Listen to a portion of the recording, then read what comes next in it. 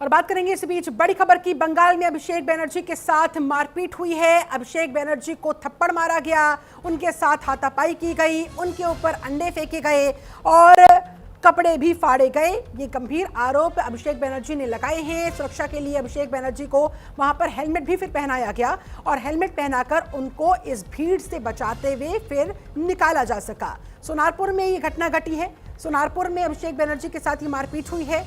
चोर चोर के नारे लगाते हुए वहां पर जमकर हो हंगामा हुआ। फर्जी हस्ताक्षर मामले में दरअसल सीआईडी अभिषेक बनर्जी के घर पहुंची थी।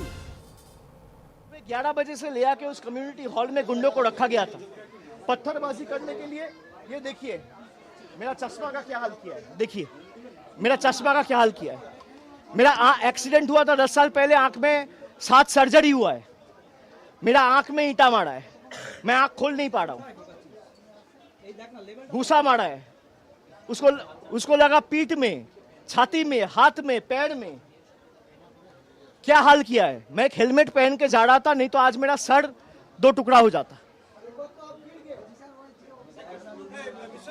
गिर के भी हम लोग उठेंगे, शरीर को आप गिरा दोगे। इरादे मजबूत और बुलंद है, जोश जज्बा जुनून अभी भी है और ये सर झुकने वाला नहीं है, चाहे वो कितना ताकत लगा ले।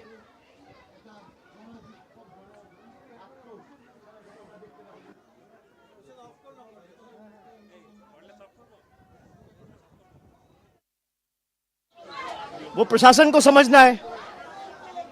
जो सिक्योरिटी के लोग भी है, जो 2 लोग मेरे साथ तैनात है, तो वो लोग भी अगर अपने ऊपर सुपीरियर्स को बता रहे फिर भी कोई फोर्स नहीं आ रहा है, तो ये साफ है कि ऊपर से चाहता है कि ये जो पूरा घटना घटा ये चलता रहे और इसको बंद करने का कोई प्रयास राज्य सरकार की तरफ से है ही नहीं।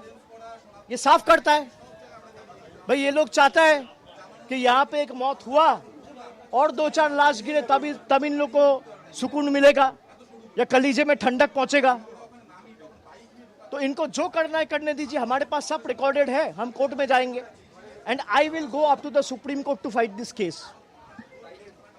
जिस तरह का अंडा फेंका है, ईंटा भी मारा है, क्या कहेंगे सर? आपने सब कुछ देखा है ना, एक सवाल आप 10 बार पूछेंगे, पूरा रिकॉर्डेड है। आप ईंटा मारा है, अंडा फेंका है, पत्थरबाजी किया है, ये क्या है जरा बताइए। और जो लोग पास में खड़े हैं, मोहल्ले के लोग, इलाका के लोग, इस गांव में जो लोग रहते हैं, इस पाड़ा में जो लोग रहते हैं, इस वार्ड में जो लोग रहते हैं, सबसे बाहर मिलके देखिए सब किस तरीके से हम लोग से मिला है, किस तरीके से अभी भी प्यार और इज्जत से हमें नमस्कार कर रहा है और हमसे बात करने की कोशिश किया जा रहा है। और जो यहाँ पे गुंडागर्दी कर रहे हैं उनसे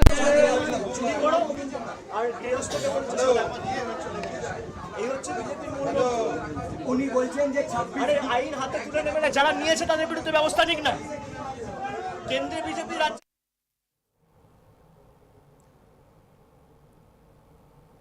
सचिन रक्षित हमारे बहुत बड़े और गंभीर आरोप अभिषेक बनर्जी यहां पर लगा रहे हैं। कह रहे हैं कि भाई देखिए, मुझे जान से मारने की यहां पर कोशिश हुई, ये लोग मेरी हत्या करना चाहते थे लेकिन मेरा शरीर गिरा देंगे। हौसला अभी भी बाकी है, जज्बा अभी भी बाकी है। क्या कहना चाह रहे हैं अभिषेक बनर्जी? देखिए, बंगाल में जो हादसा हुआ है, अभी फिलहाल सोनारपुर में जो हादसा हुआ है अभिषेक तृणमूल सांसद अभिषेक बनर्जी के साथ, फिलहाल उनके साथ उनके इलाके में जो उनका लोकसभा है उसे लोकसभा की अंतर्गत सोनारपुर एरिया में हादसा हुआ है और वहां पर देखने को मिला कि अभिषेक बनर्जी के ऊपर ईंटें फेंका गया।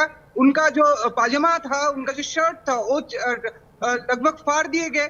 जो लोग वहां पर मौजूद थे, जैसे कि अभिषेक बनर्जी ने आरोप लगाया कि बहुत सारे लोग थे, उनको बाद में हेलमेट पहनाया गया, नहीं तो उनकी जान जा सकती थी, ऐसे मानना है अभिषेक बनर्जी का। ऐसा आरोप लगाया जा रहा है बीजेपी के ऊपर। आपको बता दूं कि पोस्ट पोल वायलेंस 2021 में भी हम लोगों ने जिस स्थिति का देखा था, अभिषेक बनर्जी कंपेयर कर रहे कि अभी फिलहाल उसी स्थिति से बंगाल बाहर नहीं निकल पाया। अभी फिलहाल अभिषेक बनर्जी मांग कर रहे हैं, कोर्ट जाने की कोशिश कर रहे हैं, कोर्ट जाने की तैयारी कर रहे हैं, ऐसे बताया जा रहा है। और वो बता रहे हैं कि इसके खिलाफ अगर ये जो हादसा हुआ इसके खिलाफ अगर एक्शन नहीं होगा तो फिलहाल सोनारपुर से अभिषेक बनर्जी लौटेंगे नहीं। और आज ही के दिन हम लोग को देखने की मिला कि अभिषेक बनर्जी और उनके साथ साथ और एक एमएलए, तृणमूल का एमएलए, बेलेघाटा की एमएलए कुणाल घोष, दोनों के घर पे सीआईडी की रेड डाले गए हैं। सीआईडी इन्वेस्टिगेटिंग ऑफिसर लोग गए थे कुणाल घोष और अभिषेक बनर्जी के घर पे फर्जी जो सिग्नेचर है उसके उस मामले के सिलसिले में। फिलहाल सुनारपुर में उसके बाद ही गए थे अभिषेक बनर्जी, जब उन्होंने ऐलान किया था कि आज ही के दिन उन्होंने फिर से रोड पे आके फाइट बैक करने की कोशिश करेंगे। जो वर्कर्स है उनसे मिलेंगे, उनके साथ बात करेंगे कि कौन सी स्थिति से वो लोग गुजर रहे हैं। उसी दिन उनके इलाका जो है डायमंड हार्बर, उसी के अंतर्गत सुनारपुर एरिया, उस सुनारपुर एरिया में उनके ऊपर अंडे फेंके गए, ईंटें फेंके गए और अभिषेक बनर्जी बहुत गंभीर आरोप लगा रहे हैं। अच्छा सचिन, आरोप तो एक तरफ है, लेकिन अभिषेक बनर्जी ये भी कह रहे हैं कि देखिए मैंने पुलिस को फोन किया लेकिन पुलिस ने मेरा फोन नहीं उठाया और जब तक मुझे सुरक्षा नहीं मिल जाती तब तक मैं यहीं पर बैठा रहूंगा।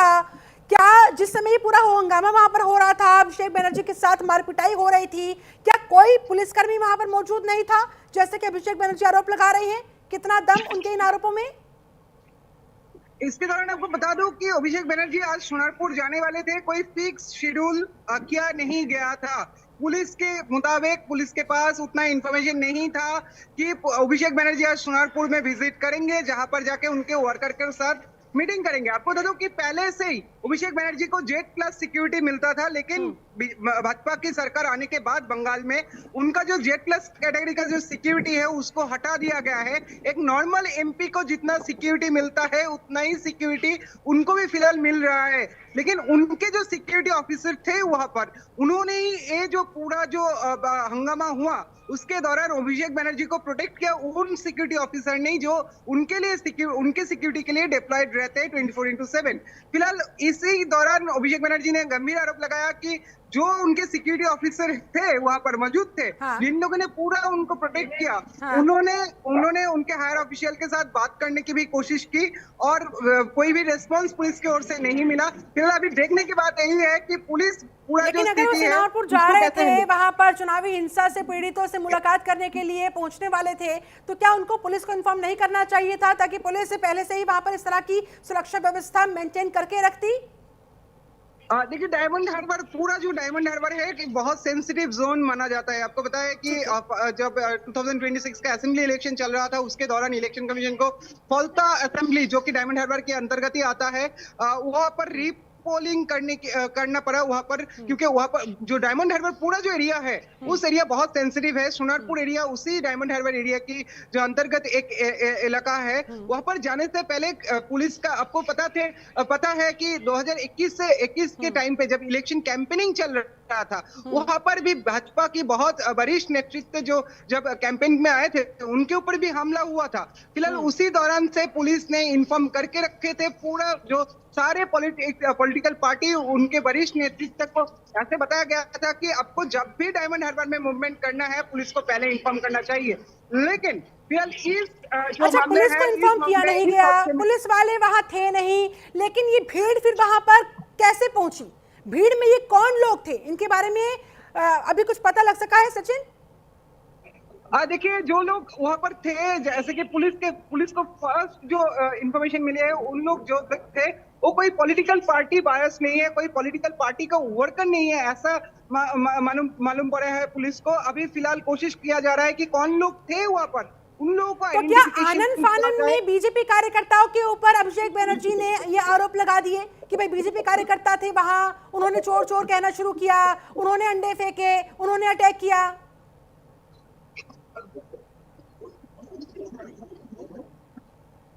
सचिन, आवाज मिल रही है सचिन? चलिए, बहुत शुक्रिया इस पूरी अपडेट को हम तक पहुंचाने के लिए। आप नजर बनाए रखिएगा, आगे भी आपसे अपडेट्स लेते रहेंगे। फिलहाल बहुत बहुत शुक्रिया आपका सचिन, इस पूरी जानकारी को, इन तस्वीरों को हम तक पहुंचाने के लिए। बात अब अगली बड़ी खबर की करेंगे। दिल्ली एनसीआर में एक बार फिर से मौसम ने मिजाज बदल लिया है। कई